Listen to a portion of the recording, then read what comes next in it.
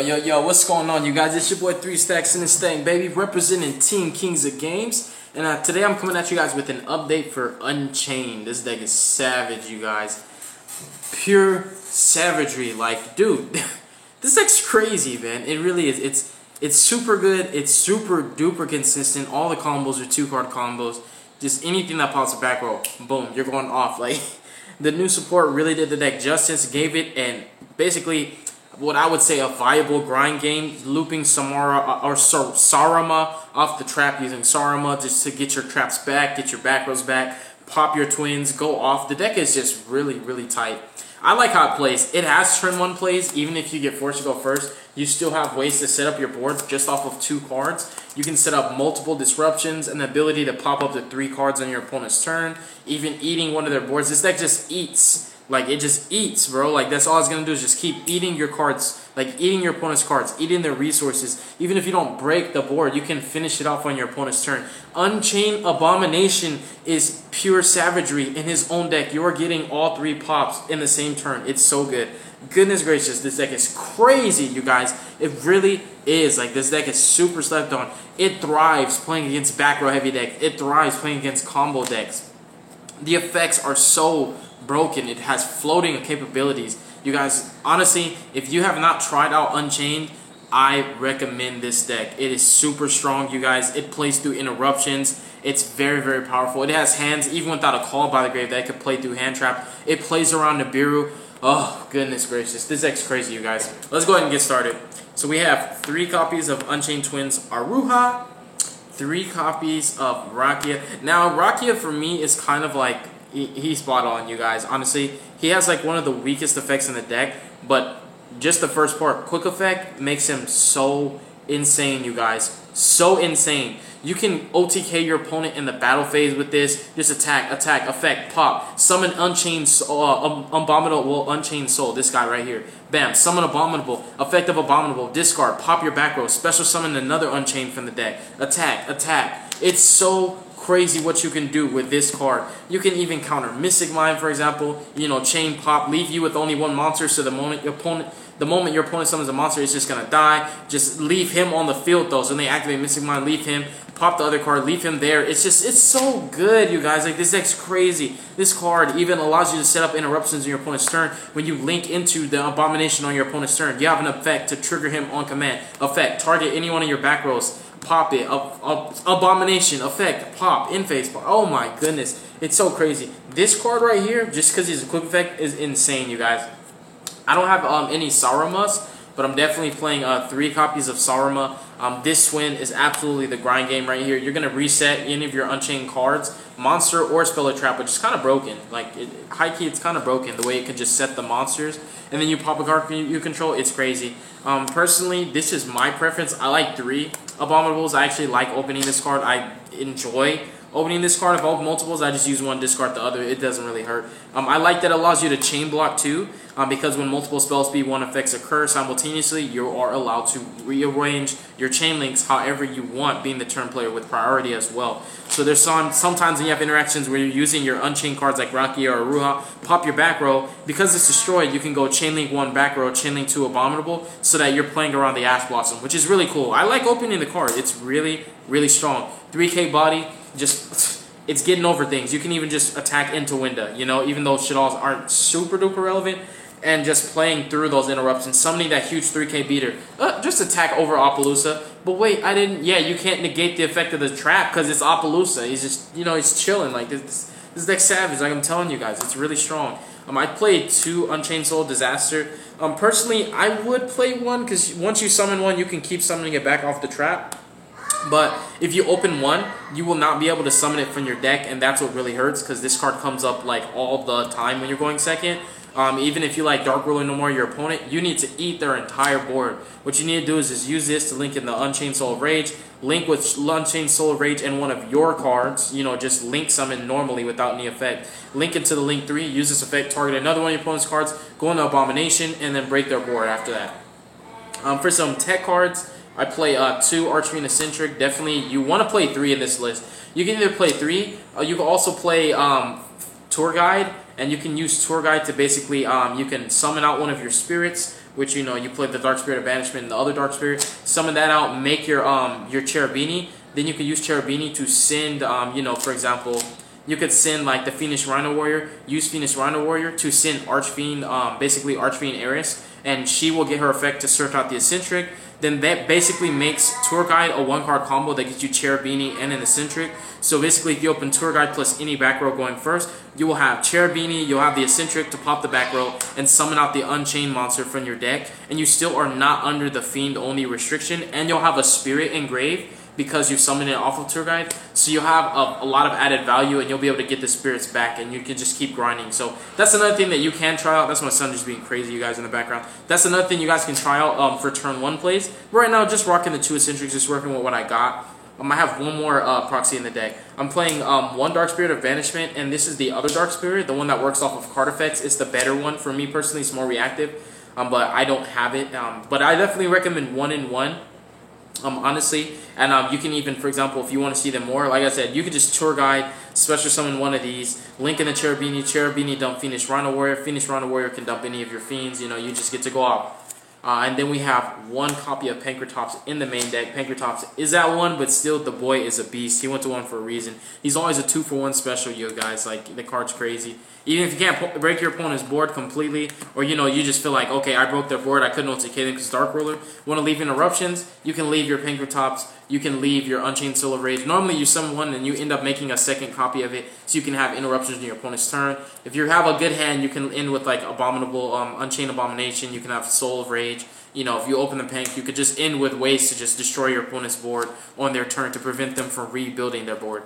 So yeah, definitely, Pankratops is worth it in the deck, honestly. It fits the theme. You're just trying to eat cards with as many, you're trying to eat as many resources with the least amount of cards with this deck. And that's what this deck is really effective with, is like, not only can it break boards really good, but it doesn't like require your whole hand to do it. Now, continuing with the main deck, now we're main decking Dark Ruler no more. Decks have just gotten really crazy lately. Needle Fiber just changed the game, you guys. Hawko Fibrex, whatever you want to call the card. He changed the game. Like, he really, even decks that weren't even like tier 2 or tier 1, you know, like tier 3 decks are like making tier 1 material boards where it's like, okay, Borreload Savage, Herald of the Arclight, another negate, another negate. You're like, dang, you know, 4 negates. Like, that can literally just, you know, and sometimes the negates don't hurt because your spells or traps have effects engraved. So if your opponent doesn't have a card that negates the effect, like an Infinity or Borreload Savage Dragon or Endymion, you know, you can still summon out Abominable Unchained Soul and then swing over that negator and then activate the effect main phase 2. But it's just, man, you can't always bank on that. Like, Dark Ruler is just necessary in this format. Even decks that don't go first are main decking it because the card just is a lifesaver. It's better than Nibiru. I've always said it, even when the promos came out, I was like, dude, I don't even really like Nibiru. I like Dark Ruler. You can always draw it 1 second and just, it's crazy, you guys.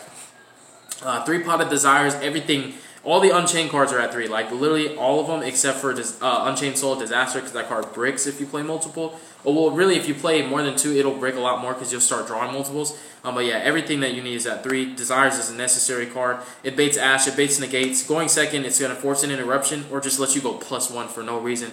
Then you'll end up drawing the Dark Ruler. Then you might just draw the evenly match, you know. And then I played 3 Call by the Graves just to secure, to make sure that my combos go off. The hand traps that work against this deck are actually just going to be Ash Blossom and sometimes DD Crow for Saruma, because you want to get that, but like Effect Veiler and like Ghost Ogre and like Ghost Bell sometimes for the trap that summons from grave. Really, there's not very many hand traps, and your turn 1 plays, you can summon an optimal board under Nibiru, basically having only 4 summons. You won't even need to summon 5 times. So really, it's like Ash and DD Crow that you want to use Call By on. Other than that, it's just an interruption.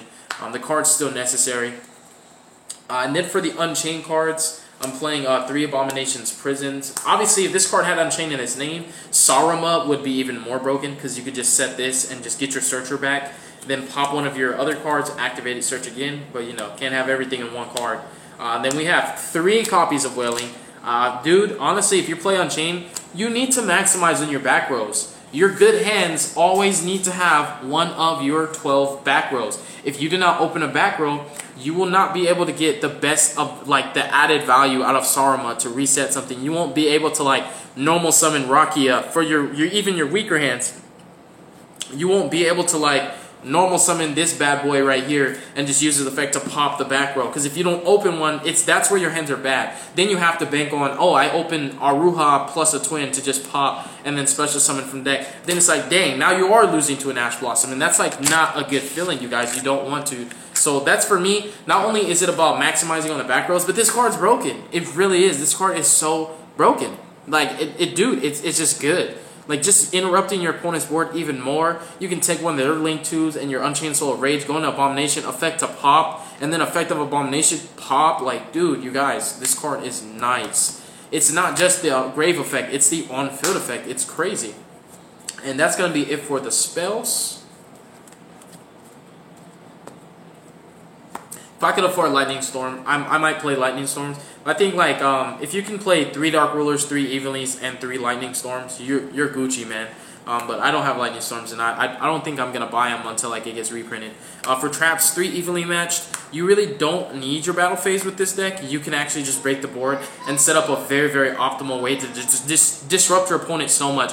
Like, if you're playing Pendulums, you can pop, like, 3 Scales. Like, bro, you can eat their whole hand. Like, you can pop even 4 Scales. If you summon Abomination, like, it's just going to be annoying because you're just going to go, like, effect, link, effect, pop, effect of the trap, pop, effect of Unchained, you know, Welling Souls of the Unchained, effect to pop, Abomination, pop. Like, it's just so good. But, like, evenly is necessary. Dark Ruler, evenly, you know, GG no re, man. Like, honestly, eat the whole board up and just have so many ways to make sure that Adamanticators, that's something so cool with this deck. You can keep their rocks off board because you have basically a Raigeki Break Trap. I'll just show you guys. I played 3 of each of the trap. You have a Raigeki Break Trap. You have Unchained Soul of Rage's effect to actually eat their monster to link with it. And you have Unchained Abominable Chamber of the Unchained to summon out the Abominable Unchained Soul. Basically the other level 8 dude, you know, the big one that when he's summoned, he gets to discard a card, destroy a card on the field without targeting. So you have effect to pop, effect to pop, effect to link on your opponent's turn. And also when you link, you can trigger out the Wailing. So you will keep those rocks off the field. Now if they just hard drew the Block Dragon, you have to basically use your Disruptor to eat the Block Dragon. You have to link with the Block Dragon. But dude, like it's really nice that you can keep the rocks off board, you know. They summon Gallic Granite, you could just pop it, you know. It's really, really effective, you guys, honestly. Now, if they open Block Dragon, sometimes it's hard because you have to be really careful. Like, if you're playing against Adamanticators, you want to be really careful when you use this. Because sometimes if you don't use it on Block Dragon, all your other interruptions don't work because their rocks now cannot be destroyed by card effects. And that's something that's really important to know because that rock deck is very important. I mean, it's not very important. It's just very important to know because that deck is very popular. And, you know, sometimes those lists are going to be hard drawing Block Dragon. You know, if they hard draw Block Dragon, it can be trouble for you. But just also keep in mind the hindsight plays, they need to banish 3 Earths to get it on field. So, you know, it's not always going to be like you're literally playing around Block Dragon every time. But you just want to be careful about that. But you have basically your Reborn. You never really want to summon from hand unless you have to. And then you have the card that just like target pop. It's really nice. Even sometimes just pop in your own Link monster so that you can get an Unchained Twin Sarama from your graveyard to your hand so that you have an effective play to make, for your follow-ups to make sure that you can still build your board back up. For the extra deck, I played 3 Unchained Soul of Rage. This card is very important. It's your turn 1 play. It's like your... This card is your go-to. This is your turn 1 play. Even when you go second, when you break a board, you always want to end on one of these. Like, even if you are making Abomination, like I might as well just show the ratio. I played 3-2-1, not 2-2-1. You always want to end on one. Like, if your opponent Dark Ruler no mores you or Kaiju's you, for example, you will just use the trap, the chamber to reborn him, so then you can still use his effect. So it's like conventional side deck cards do not always work against this deck. And this card is like really, it's your go-to play. It's your main disruptor. You know, it's gonna make sure that you can kill a card without actually destroying it. All your other disruptors will be destruction.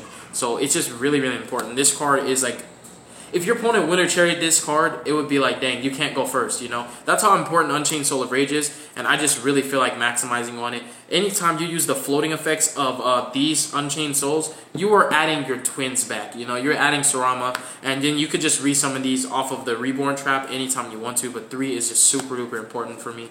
And Abomination is nuts, you guys. You only play 1 because you can Reborn it off of the trap and you can add it to your extra deck off the link, so it's just perfect. And all of his effects you can only use once per turn, so just keep that in mind. IP Masquerena, definitely a necessity in this deck. Being able to utilize this like when you have your Archfiend Eccentric hands, you can make link plays without being under the you can only summon fiends for the rest of the turn, because you won't need to use Aruha or Rakia yet. So you can make her first, then use your Rakia, and then you can make basically IP Masquerena plus your Unchained Soul of Rage. That's really, really strong, because no matter what, even if your opponent doesn't give you something to eat one of their cards to link with, you can use IP on command to convert these into a Topologic, and then activate your trap to special summon this one to trigger the Topologic that you made, so you effectively have a way to go first and nuke your opponent's field, which is really nice. But just having these two is really, really strong, because you could easily just take this, you know, use this effect, link into one of your opponent's monsters, and then you can just jump into, you know, your link 3, trigger the Unchained Welling, you know, the souls to pop another card, use IP, link with these, and you can go into something else. IP is just really, really strong in this deck, very important. Definitely want to play here. I play all the Nightmares that matter for going second. This is Unicorn, I just don't have one. If you have space, play Griffin too. Sometimes you can make it, but it just doesn't come up. Like, realistically, it just doesn't come up, and whenever you can make it, you always want to make either Abomination or like Zeraboros or Bomber. I'm playing all the Topologics because they're really, really strong. Zeraboros is the strongest one, but sometimes you don't want to banish your entire field, so it's kind of like one of those, I Dark Ruler no more my opponent, and then I need to Zeraboros their entire field to make sure that there's nothing left. You know, you just want to clear everything. They end on like Block Dragon, Arclight, Dragite, Borreload Savage, Apollousa for 3, plus Dweller or you know, Tornado or whatever. Like, if you can make a Zeraboros under the Dark Ruler, if you can, then you would just do that, you know. And the Bomber is obviously, it's a good, like, it's a really, really strong turn 1 play. You can actually make Link Force turn 1. Something that's really, really strong. Not necessarily turn 1, but you do it off the play I was telling you, where you make IP. And because it's, you really can't make Link Force without going to the Only Fiends restriction, you make IP first, then you make this under it, and then you use the IP, and you know, you make the Bomber on your opponent's turn. So I wouldn't say you can literally make Link Force turn 1 outside of a turn 1 Abomination, which still, I recommend just Link climbing on your opponent's turn so you can get more disruptions that way, and trigger your Welling and things of that nature, and add cards in your graveyard to be summoned off of this. But basically, you set up that play where you can make Bomber on your opponent's turn, and you can use the trap to basically special summon something to Bomber's zone, like for example the Unchained Soul of Rage, trigger its effect to add, or special summon one of your Unchained Twins, trigger Bomber, and then trigger them, and then they'll float, special summon the Bomber, trigger Bomber. You can nuke your opponent's field like a bunch of times repetitively. It's really, really cool. And finally, the Dingirsu. Now this card comes up for just basically, there are cards that can be targeted or destroyed, and your deck cannot out those cards. Conventionally, without going into like Zeraboros, it's very difficult to do it without like going into Zeraboros or just flat out attacking over them. But like, it's just not realistic. It's not consistent enough to just be able to like summon Zeraboros every single time, especially without going into the Only Fiend restriction. That's why IP Masquerena is so good in this deck. So you just really need a way to clear threats that cannot be targeted or destroyed. Dingirsu is there for that. You're making this off of your level 8s. And you can easily summon Unchained from hand, summon Disaster from deck just by popping a back row. You can even use Archfiend Eccentric to just pop that back row, and you just turn those 2 level 8s into this bad boy right here, and you'll just clear that threat. And that is the deck profile, you guys. I really hope you enjoyed it. For all my Unchained players out there, you guys, stand strong. This deck is amazing. It really is. It's super fun, super consistent. It rarely ever bricks. It's an unconventional deck. It plays around so much of the conventional cards, and it can be played in so many different ways. This is one of many lists that I have, and one of the other lists I've shown on the channel is different from this one too. But you know, as the meta progresses, you have to keep changing your formula, keep going back to the laboratory and change your deck, modify it to combat the meta. Thank you guys so much for watching this deck profile. God bless you guys. Make good choices. Don't hurt your brain cells. Stay tuned for future content. If you guys want to support the channel, the link description box below will always show ways that you can support buying t-shirts. If you want to help me to get cards that I need for decks, or if you want to just donate, you know, anything will help. But no matter what, don't feel pressured, because I'm going to deliver on my end regardless of what you guys do. Thank you guys very much. I'm going to say a prayer. If you don't want to hear the prayer, just skip past this part. Our Father which art in heaven, hallowed be thy name, Jesus. Thy kingdom come, and thy will be done on earth just as it is in heaven. Please give us this day our daily bread, Lord, and please forgive us of our debts as we forgive our debtors. And lead us not into temptation, Father, but deliver us from evil. For thine is the kingdom, the glory, and the power forever. In the mighty name of Jesus, I pray. Thank you, Heavenly Father. Amen. All right, you guys, deuces is wild, yo.